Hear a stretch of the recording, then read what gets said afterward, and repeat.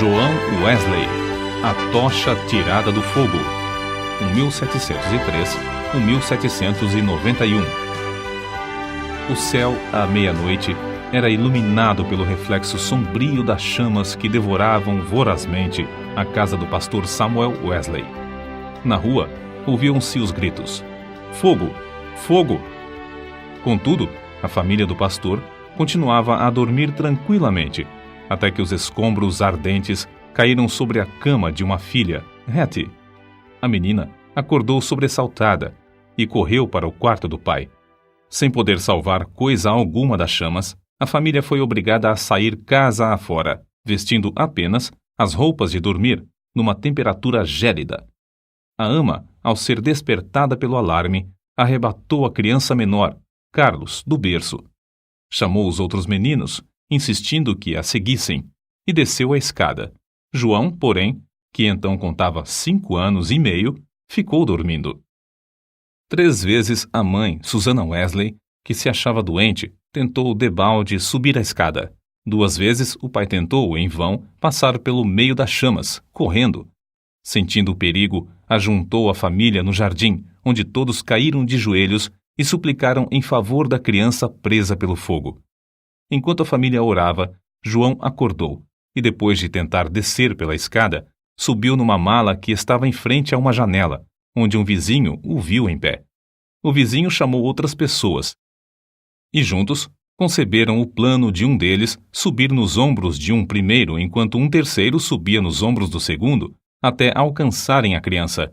Dessa maneira, João foi salvo da casa em chamas, apenas instantes antes de o teto cair com grande fragor.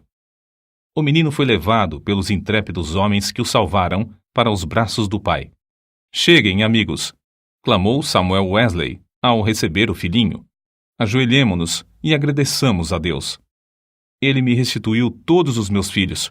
Deixem a casa arder. Os meus recursos são suficientes." 15 minutos depois, casa, livros, documentos e mobiliário não existiam mais. Anos mais tarde, em certa publicação, apareceu o retrato de João Wesley e, embaixo, a representação de uma casa ardendo com as palavras: "Não é este um tição tirado do fogo?" Zacarias capítulo 3, versículo 2. Nos escritos de Wesley foi encontrada uma referência interessante acerca desse histórico sinistro. Em 9 de fevereiro de 1750, durante um culto de vigília, cerca das 11 horas da noite, lembrei-me de que era esse o dia e a hora, havia 40 anos, em que me tiraram das chamas. Aproveitei-me do ensejo para relatar a maravilhosa providência. Os louvores e as ações de graças subiram às alturas, e grande foi o regozijo perante o Senhor. Tanto o povo como João Wesley já sabiam naquele tempo por que o Senhor o poupara do incêndio. O historiador Lecky nomeia o grande avivamento como sendo a influência que salvou a Inglaterra de uma revolução igual a que, na mesma época, deixou a França em ruínas. Dos 4 vultos que se destacaram no grande avivamento, João Wesley era o maior. Jonatas Edwards, que nasceu no mesmo ano de Wesley, faleceu 33 anos antes dele. George Whitefield, nascido 11 anos depois de Wesley, faleceu 20 anos antes dele, e Carlos Wesley continuou o seu itinerário efetivo somente por 18 anos, enquanto João continuou durante meio século. Mas a biografia deste célebre pregador, para ser completa, deve incluir a história de sua mãe, Susana. De fato, é como certo biógrafo escreveu: "Não se pode traçar a história do grande avivamento do século passado, o 1700, na Inglaterra, sem dar uma grande parte da herança merecida à mãe de João e Carlos Wesley. Isso não somente por causa da instrução que inculcou profundamente aos filhos, mas por causa da direção que deu ao avivamento. A mãe de Susana era filha de um pregador.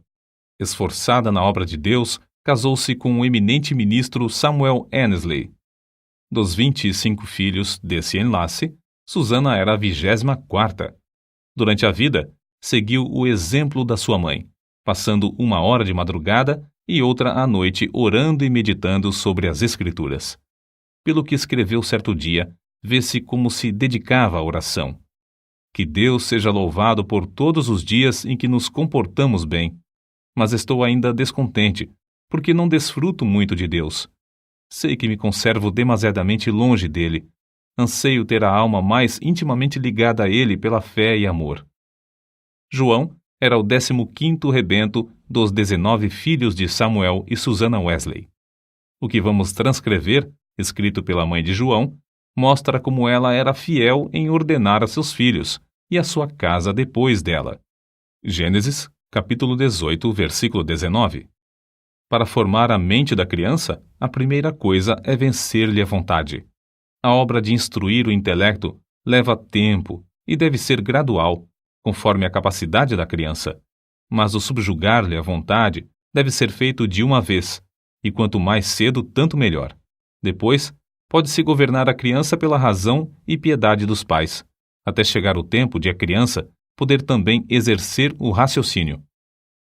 Acerca do casal Wesley e seus filhos, o célebre comentador da Bíblia, Adam Clarke, escreveu: Nunca li nem ouvi falar de uma família, não conheço e nem existe outra, desde os dias de Abrão e Sara, de José e Maria de Nazaré, a qual a raça humana deve tanto.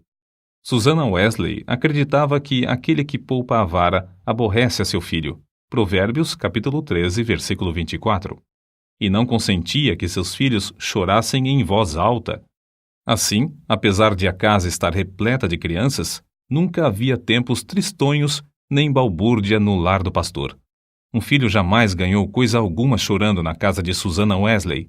Susannah marcava o 5º aniversário de cada filho como o dia em que deviam aprender o alfabeto, e todos, a não ser 2, cumpriram a tarefa no tempo marcado. No dia seguinte, a criança que completava 5 anos e aprendia o alfabeto começava o estudo da leitura, iniciando-o com o primeiro versículo da Bíblia. Os meninos no lar de Samuel Wesley aprenderam o valor que há em observar fielmente os cultos. Não há em outras histórias fatos tão profundos e atraentes como os que constam acerca dos filhos de Samuel e Susannah Wesley, pois antes de saberem ajoelhar-se ou falar, eram instruídos a dar graças pelo alimento, por meio de acenos apropriados.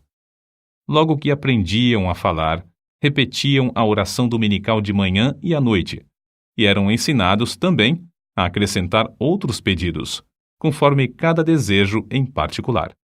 Ao chegarem à idade própria, um dia da semana era designado a cada filho para conversar sobre as dúvidas e dificuldades. Na lista aparecem os nomes de João, para a quarta-feira, e o de Carlos, para o sábado. E para os filhos, o dia de cada um tornou-se precioso e memorável. É comovente ler o que João Wesley, 20 anos depois de sair da casa paterna, disse à sua mãe: Em muitas coisas, a senhora tem intercedido por mim e tem prevalecido.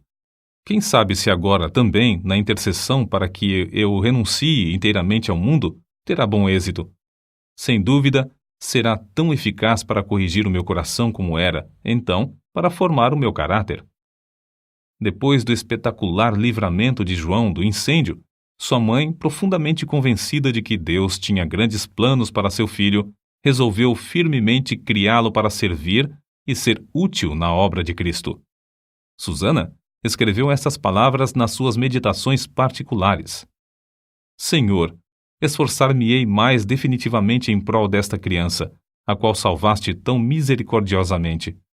Procurarei transmitir-lhe fielmente ao coração os princípios da tua religião e virtude.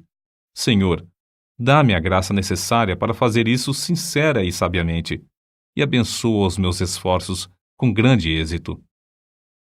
Ela era tão fiel em cumprir sua resolução que João foi admitido a participar da ceia do Senhor com a idade de 8 anos. Nunca se omitia o culto doméstico da programação do dia no lar de Samuel Wesley. Fosse qual fosse a ocupação dos membros da família ou dos criados, todos se reuniam para adorar a Deus. Na ausência do marido, Susannah, com o coração aceso pelo fogo dos céus, dirigia os cultos.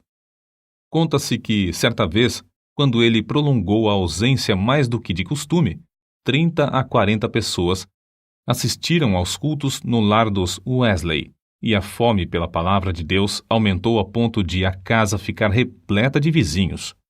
A família do pastor Samuel Wesley vivia rodeada de pobreza, mas pela influência do Duque de Buckingham, conseguiu um lugar para João na Charterhouse, em Londres.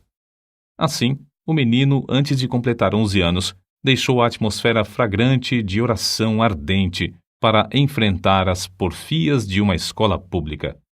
Contudo, não cedeu ao ambiente de pecado de que estava rodeado. Conservava também as suas forças físicas, obedecendo fielmente ao conselho de seu pai, que corresse 3 vezes de madrugada ao redor do grande jardim da Charterhouse. Tomou como regra da sua vida, dali em diante, manter o vigor do corpo. Aos 80 anos, apesar de seu físico franzino, considerava coisa insignificante andar a pé 1,5 léguas para pregar. Conta-se um exemplo da influência que João exercia sobre seus colegas da Charterhouse. Certo dia, o porteiro sentiu falta dos meninos no terraço de recreio e foi achá-los em uma das salas, congregados em redor de João. Este contava-lhes histórias instrutivas, as quais atraíam-lhes mais do que o recreio. Acerca desse tempo, João Wesley escreveu: Eu participava de várias coisas que reconhecia como sendo pecado, embora não fossem escandalosas aos olhos do mundo. Contudo, continuei a ler as Escrituras e a orar de manhã e à noite. Baseava a minha salvação sobre os seguintes pontos. Primeiro, não me considerava tão perverso como o próximo. Segundo, conservava a inclinação de ser religioso. Terceiro, lia a Bíblia, assistia aos cultos e fazia oração. Depois de estudar 6 anos na Charterhouse, Wesley cursou em Oxford, tornando-se proficiente no latim, grego, hebraico e francês. Mas seu interesse principal não era o intelecto. Sobre esse assunto, ele escreveu: Comecei a reconhecer que a religião verdadeira tem a sua fonte no coração. Reservei 2 horas, todos os dias, para ficar sozinho com Deus. Participava da ceia do Senhor de 8 em 8 dias. Guardei-me de todo o pecado, quer de palavras, quer de atos. Assim, na base das boas obras que praticava, eu me considerava um bom crente. João se esforçava para levantar-se diariamente às 4 horas. Por meio de anotações que registravam suas atividades cotidianas, conseguia dar conta de seu tempo para não desperdiçar um só momento. Continuou a observar esse costume até quase o último dia da sua vida. Certo dia, quando ainda jovem, assistiu a um enterro em companhia de um moço e conseguiu levá-lo a Cristo, ganhando assim a primeira alma para seu Salvador. Alguns meses depois, com a idade de 24 anos e depois de um período de oração, foi separado para o diaconato. Enquanto estudava em Oxford, juntava-se a um pequeno grupo de estudantes para orar, estudar as Escrituras diariamente, jejuar às quartas e sextas-feiras, visitar os doentes e encarcerados e confortar os criminosos na hora da execução. Todas as manhãs e todas as noites, cada um passava 1 hora orando sozinho em oculto. Durante as orações, paravam de vez em quando para observar se clamavam com o devido fervor. Sempre oravam ao entrar e ao sair dos cultos na igreja. Mais tarde, 3 dos membros desse grupo tornaram-se famosos entre os crentes. Primeiro, João Wesley, que talvez tenha feito mais que qualquer outro para aprofundar a vida espiritual, não somente na época, mas também em nossos dias. Segundo, Carlos Wesley, que chegou a ser um dos mais espirituais e famosos escritores de hinos evangélicos. E terceiro, George Whitefield, que se tornou o comovente pregador ao ar livre. Naquele tempo, sentia-se a influência de João Wesley em muitas partes das Américas, e hoje ainda é sentida. Contudo, passou menos de 2 anos nesse continente, e isto durante o período de sua vida em que se achava perturbado por causa de dúvidas. Aceitou a chamada para pregar o evangelho aos silvícolas na colônia de Geórgia, desejoso de ganhar sua salvação por meio de boas obras. Pensou que vaidade e ostentação mundana não se encontrariam nas matas da América. Como era característico em sua vida, a bordo do navio em viagem à América do Norte, observava com outros de seu grupo um programa para não desperdiçar um momento durante o dia. Levantava-se às 4 da manhã e deitava-se depois das 21 horas. As primeiras 3 horas do dia eram dedicadas à oração e ao estudo das Escrituras. Depois de cumprir tudo o que estava indicado no programa do dia, o cansaço era tanto que, não obstante o bramido do mar e o balanço do navio, dormiam sem perturbação, deitados sobre um cobertor estendido no convés. Na Geórgia, a população inteira afluía à igreja para ouvir a sua pregação. A influência de seus sermões foi tal que, depois de 10 dias, uma sala de baile ficou quase inteiramente abandonada, enquanto a igreja se enchia de pessoas que oravam e eram salvas. Whitefield, que desembarcou na Geórgia alguns meses depois de Wesley voltar à Inglaterra, assim descreveu o que viu. O êxito de João Wesley na América é indizível. Seu nome é precioso entre o povo, onde lançou os alicerces que nem os homens nem os demônios podem abalar. Oh, que eu possa segui-lo como ele seguiu a Cristo! Porém, a Wesley faltava uma coisa muito importante, conforme se vê pelos acontecimentos que o levaram a sair da Geórgia, como ele mesmo escreveu. Faz 2 anos e quase 4 meses que deixei a minha terra natal para pregar Cristo aos índios da Geórgia. Entretanto, o que cheguei eu a saber? Ora, vim a saber o que eu menos esperava. Fui à América para converter outros, mas nunca fora realmente convertido a Deus. Depois de voltar à Inglaterra, João Wesley começou a servir a Deus com a fé de um filho e não mais com a fé de um simples servo. Acerca desse assunto, eis o que ele escreveu. Não reconhecia que esta fé era dada instantaneamente, que o homem podia sair das trevas para a luz imediatamente, do pecado e da miséria para a justiça e gozo do Espírito Santo. Examinei de novo as Escrituras sobre este ponto, especialmente Atos dos Apóstolos. Fiquei grandemente surpreendido ao ver quase que somente conversões instantâneas, quase nenhuma tão demorada como a de Saulo de Tarso. Desde então, começou a sentir mais e mais fome e sede de justiça, a justiça de Deus pela fé. Fracassara na sua primeira tentativa de pregar o Evangelho na América porque, apesar de seu zelo e bondade de caráter, o cristianismo que possuía era uma coisa que recebera por instrução. Mas a segunda etapa de seu ministério destacou-se por um êxito fenomenal. E porque o fogo de Deus ardia na sua alma, chegara a ter contato direto com Deus através de uma experiência pessoal.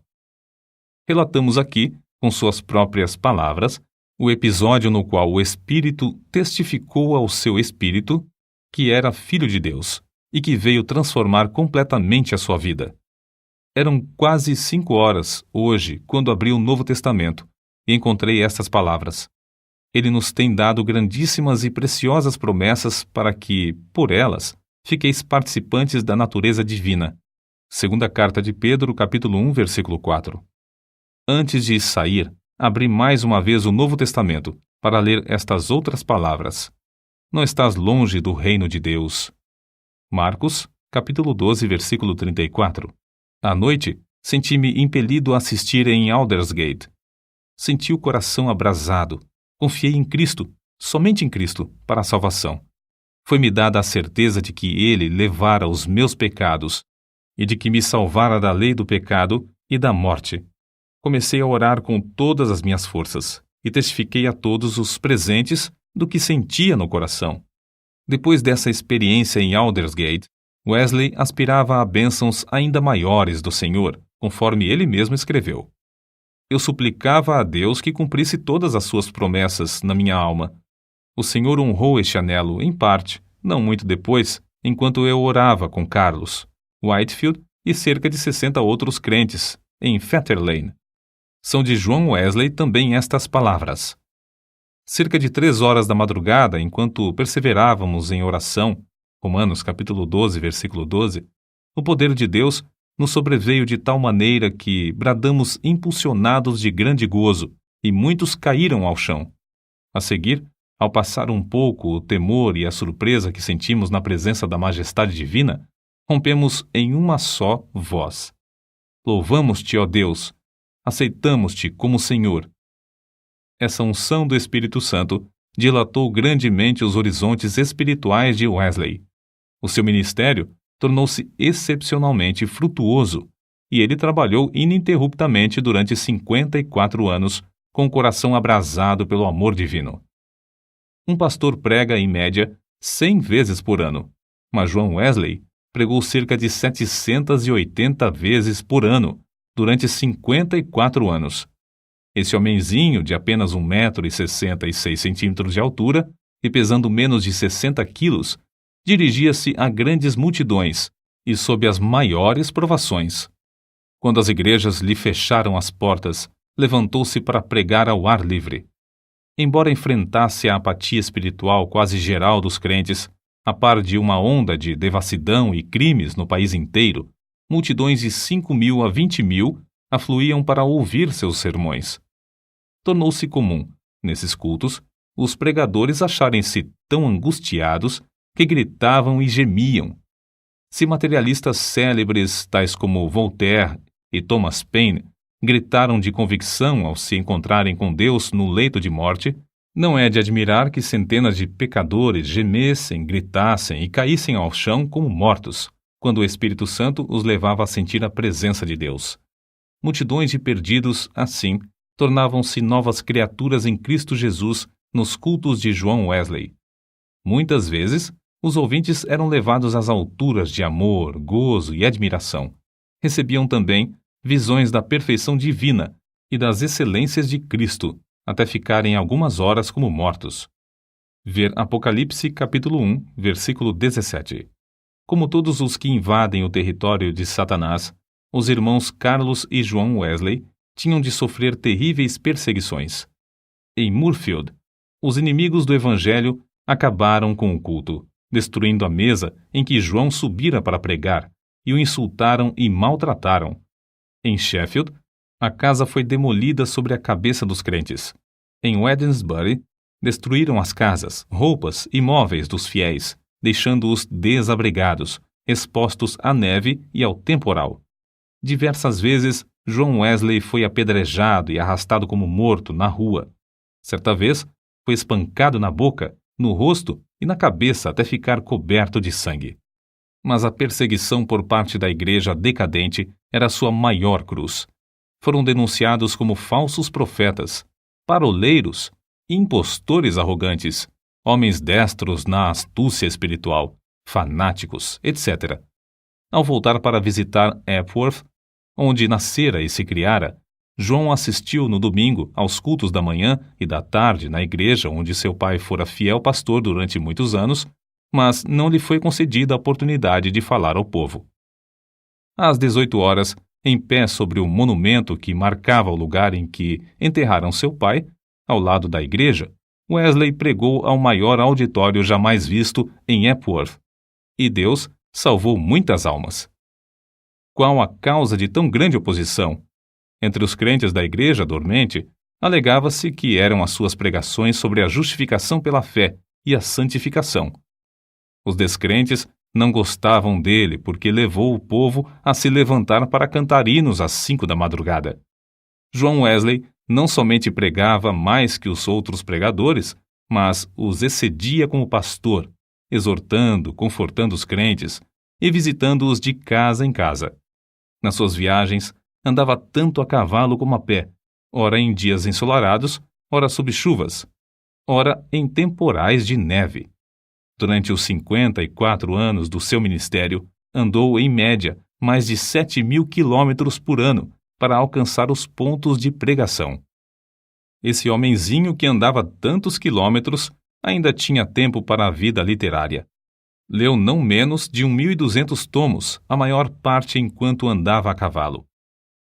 Escreveu uma gramática hebraica, outra de latim e ainda outras de francês e inglês.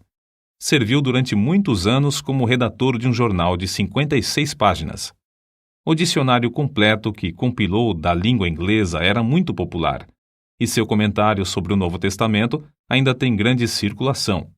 Revisou e republicou uma biblioteca de 50 volumes, reduzindo-a para 30 volumes. O livro que escreveu sobre a filosofia natural teve grande aceitação entre o ministério. Compilou uma obra de 4 volumes sobre a história da Igreja. Escreveu e publicou um livro sobre a história de Roma e outro sobre a da Inglaterra. preparou e publicou 3 volumes sobre medicina e 6 sobre música para os cultos. Depois de sua experiência em Fetter Lane, ele e seu irmão Carlos escreveram e publicaram 54 inários. Disse que, ao todo, escreveu mais de 230 livros. Esse homem de físico franzino, ao completar 88 anos, escreveu: "Durante mais de 86 anos, não experimentei qualquer debilidade de velhice. Os olhos nunca escureceram, nem perdi o meu vigor." Com a idade de 70 anos, pregou a um auditório de 30.000 pessoas, ao ar livre, e foi ouvido por todos. Aos 86 anos, fez uma viagem à Irlanda, onde, além de pregar 6 vezes ao ar livre, pregou 100 vezes em 60 cidades. Certo ouvinte assim se referiu a Wesley: "Seu espírito era tão vivo como aos 53 anos, quando o encontrei pela primeira vez." Atribuiu a sua saúde aos seguintes fatores: primeiro, ao exercício constante e ar fresco; segundo, ao fato de nunca, mesmo doente ou com saúde, em terra ou no mar, haver perdido uma noite de sono desde o seu nascimento, o que não o impedia de participar das vigílias na igreja. Terceiro, a habilidade de dormir de dia ou de noite ao sentir-se cansado. Quarto, ao fato de, por mais de 60 anos, ter o hábito de levantar-se às 4 horas da manhã. Quinto, ao costume de sempre orar às 5 da manhã, durante mais de 50 anos. Sexto, ao fato de quase nunca sofrer de dor, desânimo ou preocupações durante a vida inteira. Não nos devemos esquecer da fonte desse vigor que John Wesley manifestava. Passava 2 horas diariamente em oração, e muitas vezes mais. Certo crente que o conhecia intimamente assim escreveu acerca dele: "Considerava a oração a coisa mais importante da vida, e eu o tenho visto sair do quarto com uma serenidade de alma visível no rosto até quase brilhar." A qualquer história da vida de John Wesley faltará o ponto principal, se não se fizer menção dos cultos de vigília que se realizavam uma vez por mês entre os crentes. Esses cultos se iniciavam às 20 horas e continuavam até depois da meia-noite, ou até cair o Espírito Santo sobre eles. Baseavam tais cultos sobre as referências no Novo Testamento acerca de noites inteiras passadas em oração. Foi assim que alguém se referiu ao sucesso. Explica-se o poder de Wesley pelo fato de ele ser homo unius libri, isto é, um homem de um livro, e esse livro é a Bíblia. Pouco antes da sua morte, escreveu: "Hoje passamos o dia em jejum e oração para que Deus alargasse a sua obra. Só encerramos depois de uma noite de vigília, na qual o coração de muitos irmãos foi grandemente confortado." No diário de John Wesley, há diversas anotações sobre oração e jejum. Entre outras coisas, ele escreveu o seguinte: "Enquanto cursava em Oxford, jejuávamos às quartas e às sextas-feiras, como faziam os crentes primitivos em todos os lugares." Escreveu Epifânio: "Quem não sabe que o jejum das quartas e das sextas-feiras é observado pelos crentes do mundo inteiro? Não sei por que eles guardavam esses 2 dias, mas é boa a regra. Se lhes servia, também me serve. Contudo, não quero dar a entender que o único tempo de jejuar seja esses 2 dias da semana, porque muitas vezes é necessário jejuar mais do que 2 dias. É necessário permanecer sozinho e na presença de Deus enquanto jejuamos e oramos, para que Deus possa mostrar-nos a sua vontade e dar-nos direção. Nos dias de jejum, devemos afastar-nos o mais possível de todo o serviço, de fazer visitas e das diversões, apesar de essas coisas serem lícitas em outras ocasiões." Seu gozo em pregar ao ar livre não diminuiu na velhice. Em 7 de outubro de 1790, pregou pela última vez fora de casa sobre o texto: "O reino de Deus está próximo. Arrependei-vos e crede no Evangelho." Consta em sua biografia que a palavra manifestou-se com grande poder e as lágrimas do povo corriam em torrentes. Um por um, seus fiéis companheiros de luta, inclusive sua esposa, foram chamados para o descanso, mas John Wesley continuava a trabalhar. Com a idade de 85 anos, seu irmão Carlos foi chamado pelo Senhor, e João sentou-se perante a multidão, cobrindo o rosto com as mãos, para esconder as lágrimas que lhe corriam pelas faces. Seu irmão, a quem amara tanto durante tão longo tempo, havia partido, e ele, agora, tinha de trabalhar sozinho. Em 2 de março de 1791, com a idade de quase 88 anos, completou a sua carreira terrestre.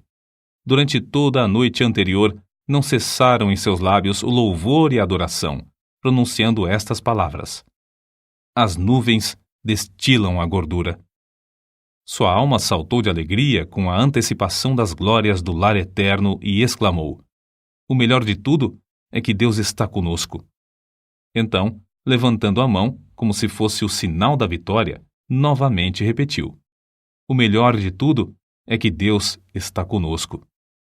Às 10 horas da manhã, enquanto os crentes rodeavam o leito em oração, ele disse: adeus. E assim passou para a presença do Senhor. Um crente que assistiu à sua morte assim relatou o ato: a presença divina pairava sobre todos nós. Não existem palavras para descrever o que vimos no seu semblante. Quanto mais o fitávamos, tanto mais víamos parte dos indizíveis céus. Calcula-se que 10.000 pessoas passaram em desfile diante do ataúde para ver o rosto que ainda retinha um sorriso celestial. Por causa das grandes massas que afluíram para honrá-lo, foi necessário enterrá-lo às 5 horas da manhã. João Wesley nasceu e criou-se em um lar onde não havia abundância de pão. Com a venda dos livros de sua autoria, ganhou uma fortuna, com a qual contribuía para a causa de Cristo. Ao falecer, deixou no mundo 2 colheres, uma chaleira de prata, um casaco velho e dezenas de milhares de almas, salvas em épocas de grande decadência espiritual. Em Epworth, a tocha foi arrebatada do fogo. Em Aldersgate e Fetter Lane, começou a arder intensamente e continua a iluminar milhões de almas no mundo inteiro.